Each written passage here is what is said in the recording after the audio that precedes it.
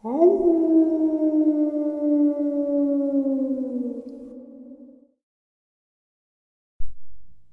greetings and salutations, everyone. I hope everyone is having a wonderful day. Today, I am doing something a little different and a little bit of the same. I am going on location to where a Sasquatch sighting occurred, and after that, I will share with you some Dogman encounters. Before we get into that, though, a couple links. As you know, I rely on Patreon, PayPal, and my merch store to help the channel to continue to grow and go. Those links are in the description below.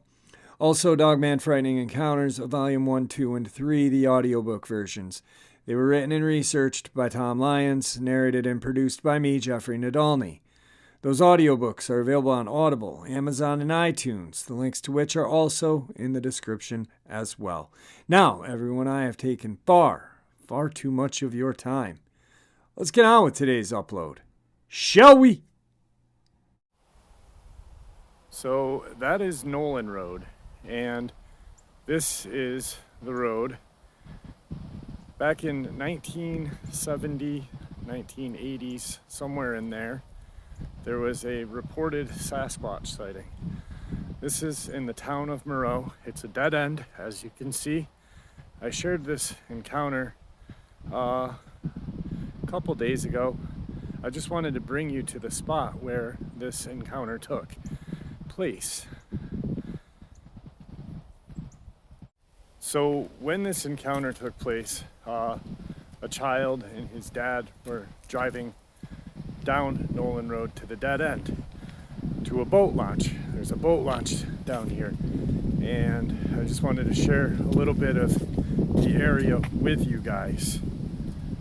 So he said he was coming down this road, and on the left-hand side is a steep cliff. When I was growing up, this was all undeveloped.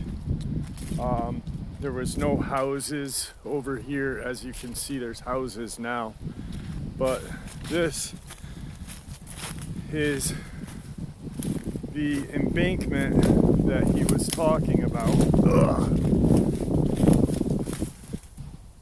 It's pretty steep. He said his dad was driving down this road, and his dad had seen a large humanoid, dark black or brown fur cross over from here, which used to be all woods, to here and jump off of the embankment. It's a pretty steep embankment. So then they come down the road, and now I keep saying that it's developed now because this whole area was, it looks undeveloped, but just beyond that hill over there are some houses now. Houses that they charge $400,000 for, which is ridiculous, but it's absolutely beautiful here. So this Squatch, or Dogman, or what have you, jumped, and the boy and his dad continued down this road to the boat launch. So we are coming up to the boat launch now. It rounds down here. As you can see, it's a pretty, I don't know if you can see, but it's a steep hill. This out here used to be a sand pit. As you can see, there's houses there now. But there was a trail that went out there when I was growing up. It was a big sand pit. My dad and my grandfather, when my dad was younger, got the Jeep stuck out there just to see if they could get it stuck. And they did. So here is the boat launch. That's the Hudson River, the mighty Hudson. So this is the boat launch right here. And I'll just give you a view of the Hudson from here. That's going north. That's west. And that's going south. So then they pulled into this parking lot right here. And because this is where that embankment is, where we were coming down that hill, they pulled here to see if they could see anything else, which I'm assuming they didn't because they didn't mention it in the encounter. So that's the embankment that I showed you while I was up on top of the hill, that they did not, but when they were down here, they didn't see anything, but the fear was running through them. Now, as you can see, this is perfect area for a large bipedal hominid to hide in. You've got water, you've got lots of woods, very little human activity back in the 70s and 80s. This is a little inlet from the Hudson. This is another view of that little inlet. What is that black thing over there? It's really pretty here. As you can see, there's a bunch of lures stuck up there. But yeah, this is one side. Then you cross the road kind of, and there's the Hudson. There's just a little road right here. So, and like I said, there's this trail thing that goes out here. When I was growing up, this was a lot more wooded. You could camp out here and stuff like that.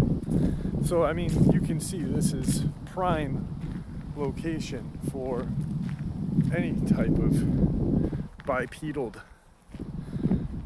humanoid to live. Actually, if you go out into the Hudson, they're not afraid of water, as we know, but there's islands right out there.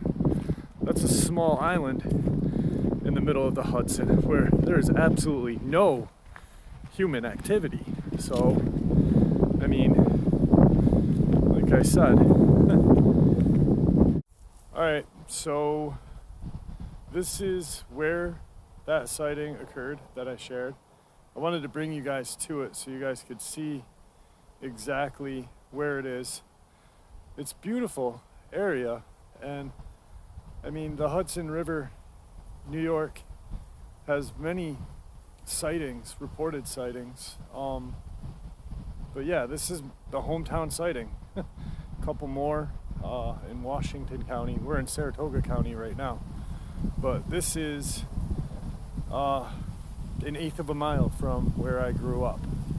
My parents' house is right up that hill and down the road. So,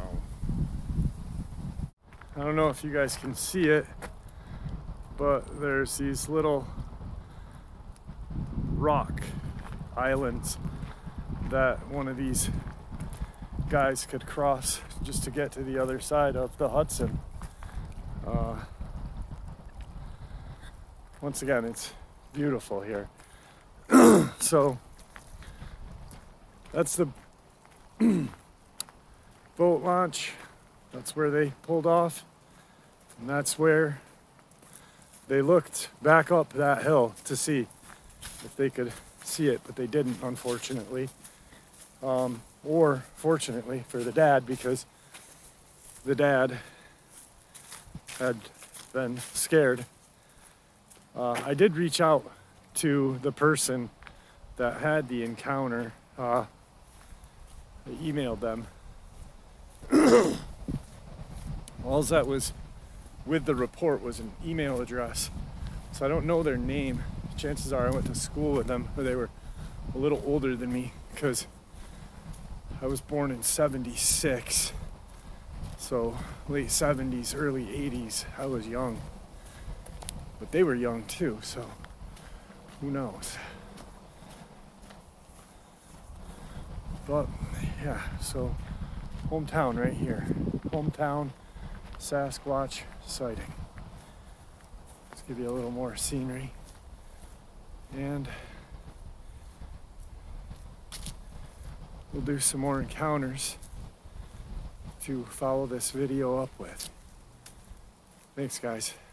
Thank you for watching. So, we're going up the hill, you can see the gradual incline. But they saw it as they were driving down this hill.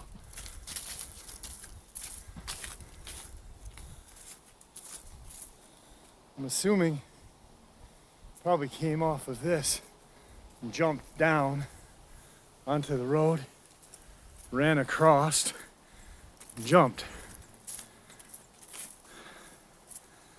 This is killing my friggin' legs. But it's beautiful. Absolutely beautiful.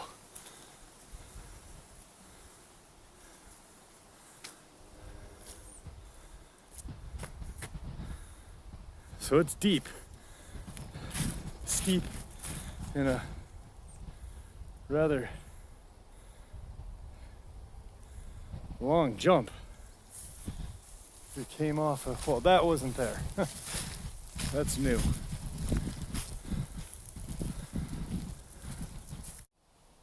All right, guys, it's a little something different. I wanted to share this one with you to kind of give you a little taste of where I grew up. This sighting, like I said, 1970s, late 70s, early 80s. The next on location video will be the barn that I had my crazy encounter with the Ouija board thing and my cousins. And then after that, before winter hits, I'm going to go to where I had my Dogman encounter in Wilton, New York. All right, thanks for tuning in. A couple more encounters will follow. Today's second part of the upload. Smithville, Ontario, Canada, 1965, August. The Hamilton Spectre reported on August 16th, 1965, that a truck driver from Lakeview claimed to have seen a half-man, half-beast, 6 or 7 feet tall, on the side of the road near Smithville. The man estimated its weight to be 500 pounds. A secondary source reports that it was covered with hair, had powerful shoulders, and a head that seemed too small for its body, and inordinately long arms. The truck driver went back to look for tracks, but found none. 1960s, Niagara region of Ontario. I will try to describe what happened as briefly as possible. It was in the late spring or early summer, and my boyfriend at the time and 2 of my closest friends were driving through Cook's Mills. This area has now been incorporated into part of Niagara Falls. It was evening, and it was a dark country road with lots of fields and brush everywhere. I wasn't paying attention to the road until I heard the others yelling about something. I looked through the windshield and saw what looked like a large wolf standing in the middle of the road. And by standing, I mean upright or bipedal. This creature was framed in the car's headlights and looked to me to have been in the process of running across the road. It stood perfectly still, but slowly turned its head to stare at us.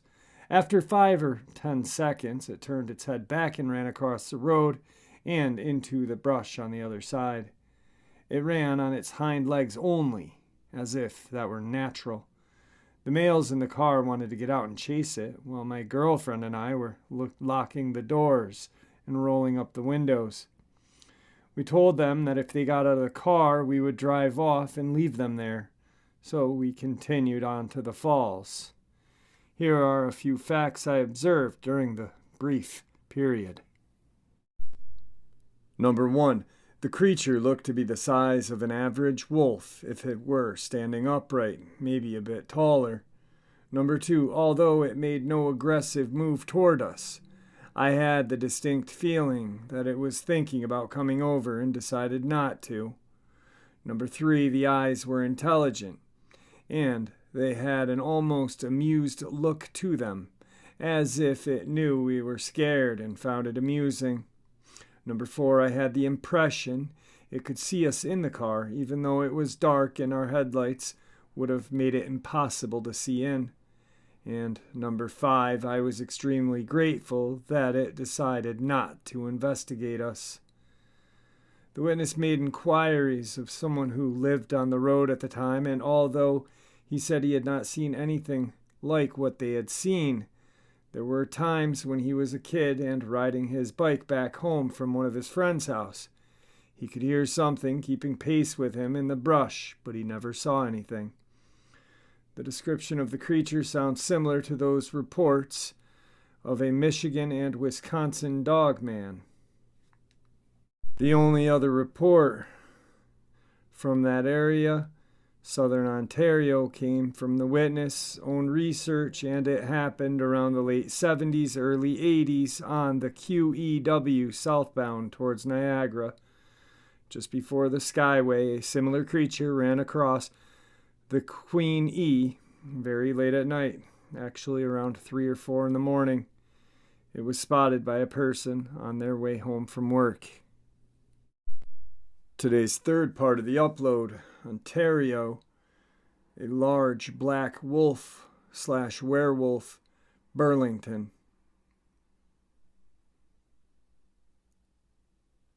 I'm not sure if this is related, but my mom, brother, and I all saw a very large wolf thing off the upper middle road in Burlington in the early 90s, 92 or 3. About 10 years later, when I was working in Burlington, there was a fair bit of talk about a werewolf stalking the encampment region between Watered Down and Acton. The werewolf stories were pure heresy, as I never saw anything myself, but if you are interested, here goes. Back in 92 or 93, my mom was driving my brother and I home from school in Oakville. We had just moved to Burlington and settled into Hedon Forest community. We were driving along the upper middle road. Back then it was still mostly farm fields and forest up there. It was approximately 4 p.m. on a bright, sunny June day.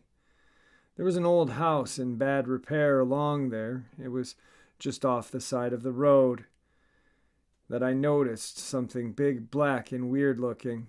It was maybe 100 feet away from us. It looked very large, like a large wolf. It was standing in a funny way. Its front legs were up, as if its front paws were on a large rock. There was tall grass where it was standing, so I couldn't see why it looked that way, only that it did. I exclaimed to my mom, "What is that?" and pointed. She slowed the car down to look. The wolf's head kept pace with the car, watching us. I swear it wasn't seeing the car, but it was looking at us in the car.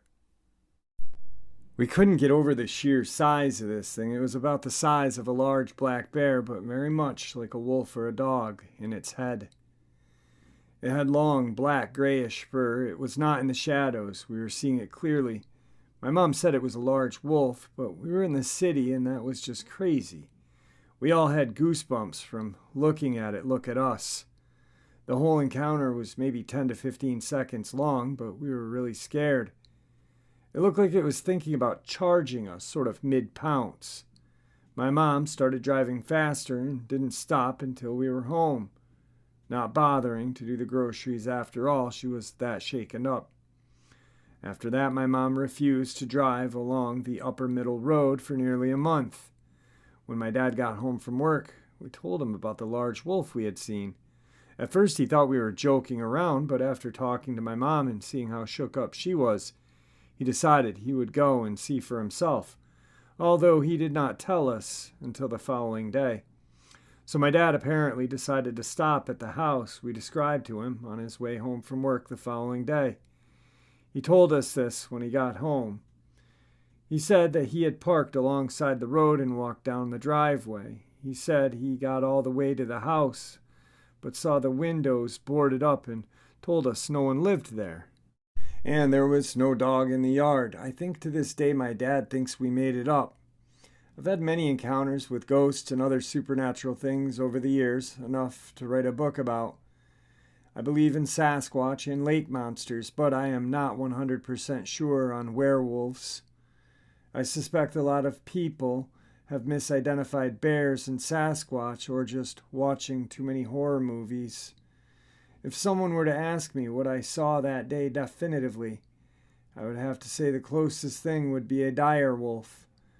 I know they're supposed to be extinct, but the sheer size of this thing just makes me say no to dogs, and the head was wrong to be a bear. The second bit here is something that was told to me. I didn't experience it myself, so I can't say it's a sure thing. Back in the early 2000s, I guess 2003, I was working security at a residential complex in Burlington and started overhearing talk of a werewolf sighting up near Acton. I didn't think much of it at first, but as night passed, more and more people were talking about more sightings. People were getting afraid to go out at night, even in town. I mentioned this to some friends that worked at the other building across town, and they said they had heard it as well, and they had spoken to someone that had an encounter with something outside water down along the encampment. A couple weeks later, 3 more friends called me up to say that something had kept pace with them along King's Road while they were walking back to Burlington from Waterdown the night before. They said they heard heavy panting and growling. They were terrified and refused to walk or bike along that part of King Road again for as long as I've known them. After about 3 weeks, the stories died off and no one mentioned it again. To this day, I have no idea if there was anything to these stories or if it was just people scaring people with urban myths and such. As the years passed, I would hear strange tales of something stalking the Bruce Trail and also the hydro fields that crossed the Bruce Trail, but no one could ever give any definitive answers. It was always that someone heard it or someone else's sort of nonsense. With how much of southern Ontario is built up, I highly doubt anything large, such as a werewolf or Sasquatch, could possibly travel unnoticed. On the other hand, cougars have made their way back into Ontario, and I myself have seen packs of coyote traveling down King Road all the way to the lake, so who knows, maybe there is something out there stalking the forests of Bruce Trail. In my 36 years of life, these are only remote wolf-like encounters I have heard of from around my hometown area. I'm not sure further north there could be more. You know, that guy pretty much answered his own questions. You know, he's playing let's debunk myself. You saw something, you were petrified. It was far too big to be a bear, or a dog, and did not look like a bear. And you think it's a dire wolf. Well, if you believe in a dire wolf's existence, then why wouldn't you believe in a dogman's existence? Because who knows? We weren't around when dire wolves were roaming this earth. Maybe, just maybe, the dire wolf could walk bipedally. And maybe, just maybe, dogmen are dire wolves. Just a guess, just a theory, just something to throw out, but this guy kind of, I don't know. He's all over the place. I believe, I don't believe, I seen this, I heard this. Well, if you heard so many things from so many different people at different aspects of your life, then maybe, just maybe, there's something to it. Huh. Moving on. Today's fourth part of the upload comes to us from Skiff Lake, New Brunswick, Canada. I know exactly what I saw, said Dale Tompkins, a resident of Enfield in Victoria County, was referring to a remarkable incident in York County. He describes a chilling feeling for a few minutes afterwards, especially. It was shortly after 7 p.m. Sunday evening, August 17th. Tompkins and his wife, Valerie, were traveling in the Skiff Lake area, heading home from a visit with their friends at the Second L River Lake. That's when they spotted it, a creature they both firmly believed to be a Bigfoot. When we got home, we went to the internet and found pictures exactly like what we saw, Dale told the Bugle Observer the following day. There were pictures of brown ones and black ones. What we saw was a black Sasquatch. We were half to 3/4 of a mile from Skiff Lake Sign in a densely wooded area when we came around a turn and saw a huge figure at the edge of the road. It looked down toward us, and it walked across the road ahead of us just about 250 meters away. Tompkins said that at first he and Valerie thought it was a bear standing on its hind legs, but as they came closer, they realized they were seeing more than just a bear. We own hunting and fishing camps, and in the last 22 years, we have brought in and weighed over 150 bear, and I've seen 15 to 16 live ones, 5 this spring, so I know bear when I see one. I know a bear can stand on its hind legs and move around, but a bear cannot walk on 2 legs the way a human can. It crossed the road in 3 to 4 long steps, swinging its long arms like a human. Tompkins estimated the chip-sealed road to measure 35 feet across. At the time of the sighting, the couple noticed a vehicle following closely behind them. With hopes that the driver had seen what they had described as pitch-black, sleek, hairy, approximately 8.5-foot Sasquatch, they stopped him and the passenger along the country road in Canterbury. We asked them if they saw what we saw, and they said they had, explained Valerie. They told us they were on their way home from St. John, from their local area cottage. They were as excited as we were. The Bugle Observer contacted the St. John couple, who confirmed the side road conversation with Dale and Valerie, who they met for the first time that evening. Although they requested anonymity, the woman said, "I know what we saw, and I don't care if people don't believe us or not. There are 4 of us who witnessed the same thing, so why would we just make something like that up?" Although they stand behind the claims, her husband acknowledged most people will not believe them. We don't want to be involved in what we feel people will only think is a hoax. Valerie Tompkins considered someone may be playing a hoax on them and the couple from St. John. If it's just someone dressed up, they sure did a good job. Then she added in a firm tone, "We believe we saw a Sasquatch, a black Sasquatch." Would this also explain the Markham monster? There was a sighting in Canada, in the Markham region, of a bipedal cryptid. I don't feel like that sighting was a Sasquatch nor Dogman. A very strange looking cryptid. I'll find the encounter and share it with you sometime soon. Today's 5th and final encounter. My dad told me a story he experienced as a child, and yesterday I called the other person present in his story, and she told me the same story with little differences in details. As far as anyone can ever investigate, this story is true and complete. In the late 70s, my dad, Stephen, was staying up north in Michigan's Lower Peninsula. Night was approaching, and he and his friends Connie and Cindy were trying to make Kool-Aid but didn't have any sugar. They decided to go to a friend's house to get some sugar, but being that this is the countryside of Michigan, the houses were distant from one another. The friend's house was a 1/4 mile or more from the place they were staying. They brought their dog Dandy, a large countryside Great Dane that was very familiar with the forest, tough as nails and afraid of nothing. They reached the friend's house with no issue, and as they were leaving with their newfound sugar, the friend's pet raccoon was following them away from the house. Cindy noticed this and told them she was going to run back to the house and return the raccoon and catch back up with them. Steve, Connie, and Dandy continued on a very short distance when out of the bushes on the left of the road the creature walks out. heading across the street. Dandy starts to growl and run toward it. As Dandy approached this creature walking across the street, it turned to face the three and seemingly stood up. Upon this, Dandy stopped, turned around, and ran full speed right past Steve and Connie. Usually a big dog, especially a Great Dane, would fight to the death to protect their owner. But whatever this was in the road had Dandy so frightened that she blew past them like they were just another set of trees in the forest. After Dandy abandoned the two, they turned around to run as fast as they could.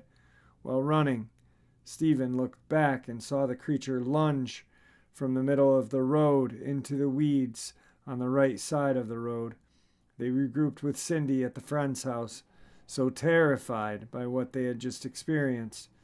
Cindy ended up having to coax Steve and Connie and even Dandy to walk back down Marley Road toward their home. Steve recalls the creature being a quadruped, looking tall and thin, almost like a deer, but says it's no possible way Dandy would be afraid of a deer.